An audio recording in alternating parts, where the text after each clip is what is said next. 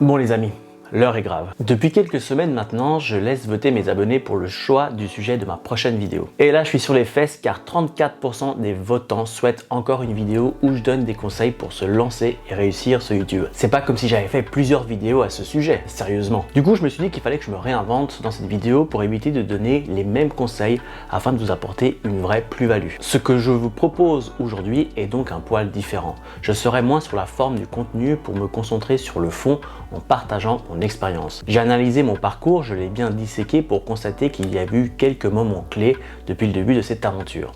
J'ai ensuite épuré cette analyse de tout contenu superflu, de plein de mots compliqués, pour te donner une vision simple et concise des différentes étapes qui m'ont permis d'en arriver là aujourd'hui. On va commencer au point de départ avec 0 abonné pour finir avec une chaîne monétisée qui te rapporte un complément de revenu, voire un revenu qui te permet d'en vivre. Assez blablaté, la première étape est tout simplement d'oser se lancer. Je pense sincèrement que 50% de mes abonnés en sont à cette étape. Nico, j'ai une idée mais je sais pas si ça va marcher. Nico, j'ai peur de ce qu'on va penser de moi. Nico, je vais me lancer mais j'attends d'avoir un ordi plus puissant. Nico.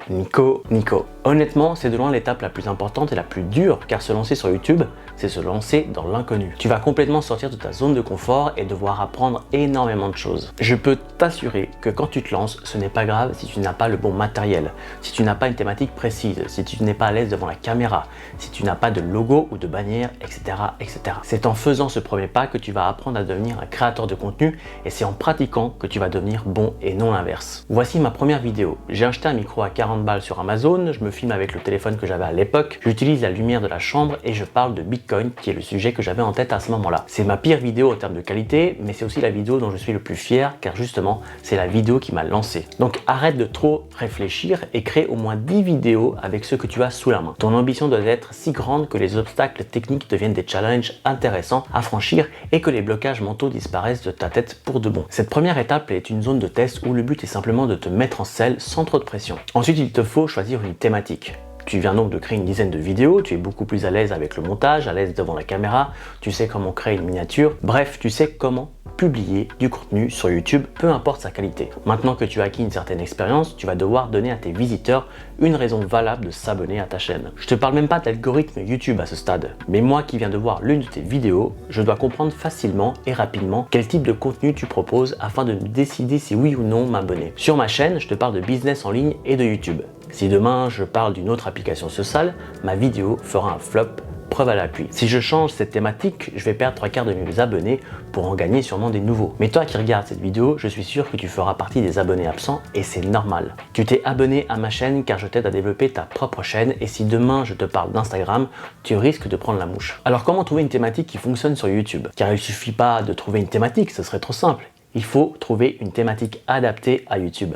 Attention, j'ai même pas envie de me lancer dans le débat que YouTube est un espace d'expression et que chacun est libre de faire ce qu'il veut. Dans la théorie, je suis d'accord avec toi, dans la pratique, tu vas m'écrire en privé pour me dire que ta chaîne ne décolle pas. YouTube est la télévision d'une génération qui choisit ce qu'elle désire voir et qui zappe à tout va dès qu'elle s'ennuie au plus de 20 secondes. Il te faut accepter ce constat et réfléchir à quel type de contenu, parmi tes différentes passions, a le plus de chances de percer sur YouTube. Pour te faire une idée de ce qui marche ou ne marche pas, liste quelque part les différents types de contenus que tu as envie de créer. Ensuite, pour chacune de ces idées, va sur YouTube et fais une vraie analyse de marché. Plus précisément, j'aimerais que tu écrives noir sur blanc combien il y a de chaînes qui parlent de ce sujet. Quelle est la taille moyenne d'abonnés sur ces chaînes? Quelle est la qualité des miniatures? Quelle est la qualité des vidéos? Est-ce que c'est juste une personne qui parle face caméra ou est-ce qu'il y a des animations, des changements de plan, etc., etc. Plus tu auras des informations sur ton marché, plus tu auras une idée du travail que tu vas devoir fournir pour être crédible dans cette thématique. Par exemple, si tu es dans l'éducation comme moi, le fond sera toujours plus important que la forme.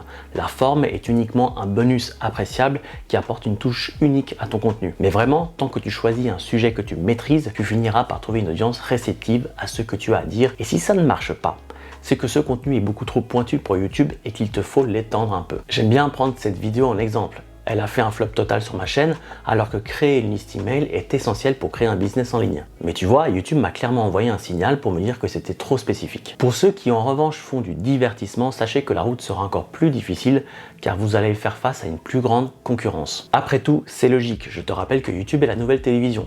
Et au même titre que sur Netflix, on retrouve plein de films d'action et quelques documentaires seulement, le divertissement sera toujours plus convoité et apprécié, mais il sera également plus difficile de s'y faire une place. Cela ne veut pas dire que c'est impossible, mais encore une fois, les plus persévérants seront récompensés sur le long terme. La troisième étape de la stratégie que je te propose est d'affiner tes compétences. Cette étape est primordiale car sans de bonnes compétences, tu ne vas pas pouvoir aller plus loin. Jusqu'ici, tu as créé une dizaine de vidéos et à présent, tu as choisi la thématique de ta chaîne. Maintenant, ce que je te demande est de créer 10 voire 20 vidéos dont le seul but est de devenir un meilleur créateur de contenu. Tu dois avoir une meilleure présence devant la caméra. Tu dois être capable de trouver des bonnes idées de contenu pour ta chaîne. Et si tu ne sais pas par où commencer, je te conseille d'aller chez tes concurrents et d'analyser les sujets des vidéos récentes qui ont bien fonctionné chez eux afin de t'en inspirer. Tu dois pouvoir créer des miniatures qui ne font pas amateur afin d'assurer une crédibilité dans l'univers YouTube. J'ai plein d'astuces pour t'aider sur ce point et je te mets ici, je sais plus, la dernière vidéo en date sur ce sujet. Et finalement, je t'invite vivement à te plonger entièrement dans l'univers de ta thématique. Est-ce qu'il y a des podcasts à ce sujet? Est-ce qu'il y a des groupes Facebook ou des pages Instagram qui en parlent? Je souhaite que tu sois imprégné des actualités de ton domaine et que tu interagisses en dehors de YouTube afin de mettre en avant ton contenu. Par exemple, à mes débuts, j'ai passé pas mal de temps sur Quora, qui est un site où des gens posent des questions et d'autres y apportent des réponses. Il se trouve qu'il y avait beaucoup de questions concernant YouTube et moi je répondais systématiquement en y mettant le lien d'une de mes vidéos. Si je n'avais pas encore de vidéo sur ce sujet, je notais le sujet dans ma liste de vidéos à faire. Je faisais donc deux pierres d'un coup en gagnant des idées de contenu et des abonnés au passage. Internet est inondé d'informations qui vont t'aider à devenir meilleur et d'ailleurs, à cette étape, il faut que tu fasses connaissance avec le studio YouTube. Là-bas, tu vas pouvoir y retrouver plein d'informations sur le contenu qui fonctionne et celui qui ne fonctionne pas. Pourquoi des personnes ont quitté ta vidéo à ce moment précis? Quel mot-clé t'a permis d'avoir le plus de vues ce mois-ci? Le studio est une vraie mine d'or et pareil, j'ai une vidéo dédiée à ce sujet. Là, tu es en train de te dire que ça fait beaucoup de travail, beaucoup de tu dois à assimiler et honnêtement, ça l'est. Je te cache pas que à cette étape précise, 90% des gens qui se sont lancés sur YouTube vont arrêter. Ils vont se rendre compte que pour vraiment décoller, ils vont devoir travailler dur. Devenir youtubeur, c'est pas simplement appuyer sur record et empocher de l'argent. Quand tu regardes ton youtubeur préféré, tu n'as aucune idée de la tonne de travail qu'il a dû fournir pour en arriver là. Et une fois que tu t'en rends compte, soit tu laisses tomber ou alors tu serres les dents et tu continues pour aller à la prochaine étape qui est de développer une audience. À ce stade, tu as donc créé une trentaine de vidéos. Non seulement tu as acquis une sacrée expérience dans la création de contenu YouTube, mais surtout tu vas commencer à comprendre si ta chaîne attire du monde ou non. Si jusqu'ici tu as créé du contenu tête baissée afin de pratiquer et devenir bon dans ce que tu fais, j'aimerais que durant cette phase tu lèves la tête et fasses attention aux éléments externes. Est-ce que tu reçois régulièrement des commentaires dans tes vidéos? Est-ce que les vues sur ton studio s'accumulent petit à petit? Est-ce que tu as régulièrement de nouveaux abonnés sur ta chaîne? Faut vraiment avoir cette ouverture d'esprit de se dire que le contenu que tu trouves génialissime risque de ne pas trouver son public sur YouTube. Et afin d'éviter de perdre ton temps et de continuer à avancer droit dans le mur, je te conseille d'être attentif à ces facteurs que tu ne peux pas contrôler. Tu dois être sûr que le contenu que tu crées attire du monde, que ces gens deviennent des abonnés et que ces abonnés forment une vraie audience réceptive. C'est-à-dire que non seulement elle regarde ton contenu, mais en plus elle interagit avec toi. Elle te pose des questions, elle te dit si elle a aimé tel ou tel passage, elle te propose de faire telle vidéo. Bref, faut que cette audience soit vivante, car c'est elle qui va te permettre d'aller encore plus loin. Donc avant de passer à l'étape suivante, tu te dois de constater cette évolution positive et constante. Si au contraire tu as toujours très peu de vues sur tes vidéos, c'est que quelque chose ne joue pas et tu dois trouver pourquoi. J'en ai déjà parlé dans ma dernière vidéo, mais entre ce moment et ce moment,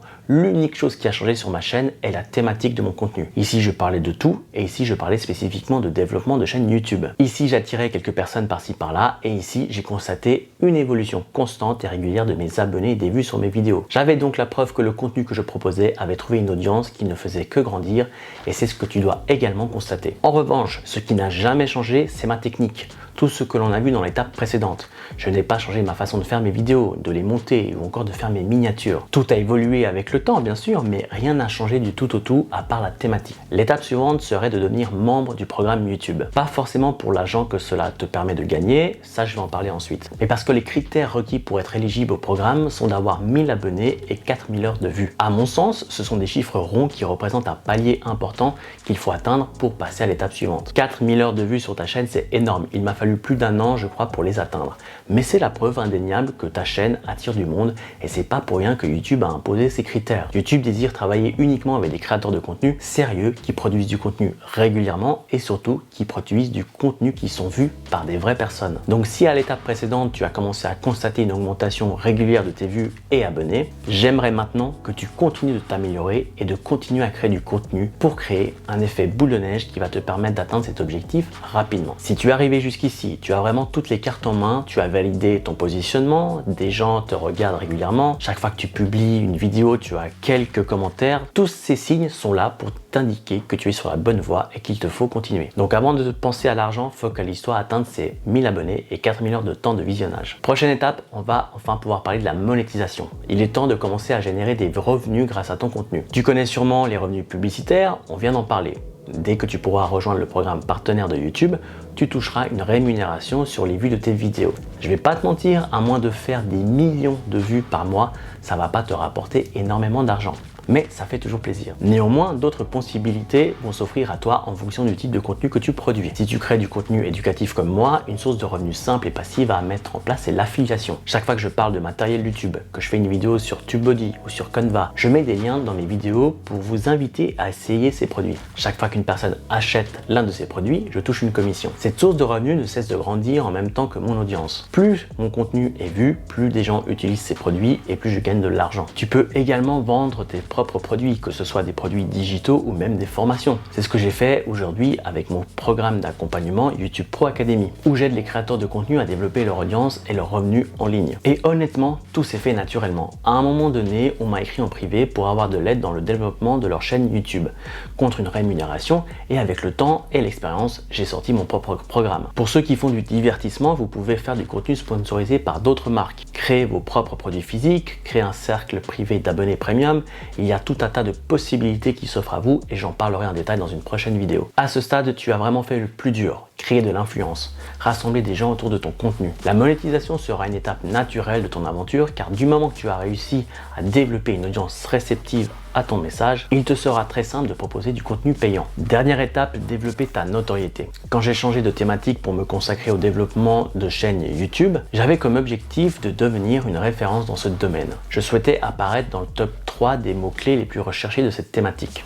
Au début, quand je tapais moi-même mon propre nom, YouTube ne retrouvait même pas ma chaîne. L'avantage d'être au plus bas, c'est que tu peux que remonter. Faut toujours voir le verre à moitié plein. Aujourd'hui, quand je tape mon nom, c'est ma chaîne qui apparaît en premier. Si je tape bannière YouTube, j'apparais en premier. Miniature YouTube, je suis deuxième. Se lancer sur YouTube, premier. Bref, je vais pas faire tout le lexique, mais je peux dire sans mentir que mon contenu est devenu une référence dans ce domaine. Et cette notoriété m'offre de nouvelles opportunités intéressantes. À ce stade, notre travail est d'être proactif. S'il y a un podcast que tu apprécies dans ton domaine, écris à son propriétaire afin d'y participer. Tous les ans, tu assistes à des conférences où tu aimerais prendre la parole, prends les devants et regarde pour devenir un intervenant à ton tour. Comme je disais avant, développer une audience est ce qu'il y a de plus difficile. Mais une fois que c'est fait, c'est une clé qui va t'ouvrir énormément de portes. YouTube n'est pas une finalité. YouTube est un tremplin vers d'autres aventures, voire toute une autre vie. Et plus tu vas avoir des abonnés sur ta chaîne, plus tu auras des opportunités en dehors de YouTube. Et ces opportunités vont accroître davantage ta notoriété, ce qui va t'ouvrir encore de nouvelles portes. Tu as commencé ta chaîne en solo dans ta chambre, pourquoi pas envisager de déléguer la partie marketing ou le montage vidéo de ta chaîne. À ce stade, tu as tout pour réussir. C'est à toi et à toi seul de définir des nouveaux objectifs. Voilà les amis, j'espère avoir pu apporter une vision plus globale sur mon aventure. Le but est vraiment de te fournir une stratégie que tu peux suivre étape par étape. Inutile de vouloir monétiser ton contenu si tu n'as pas encore les bonnes compétences nécessaires ou si tu n'as pas encore une audience. Il me reste à te conseiller deux contenus à ce stade de la vidéo. La première, c'est ma masterclass gratuite où je vais encore plus loin dans le détail de la stratégie que j'ai mis en place qui m'a permis de développer ma propre chaîne YouTube ainsi que mon business en ligne. Et cette vidéo où je te parle des erreurs à ne pas faire sur YouTube, c'est un excellent complément au contenu que tu viens de voir. Moi je te dis à bientôt, d'ici là prends soin de toi. Ciao.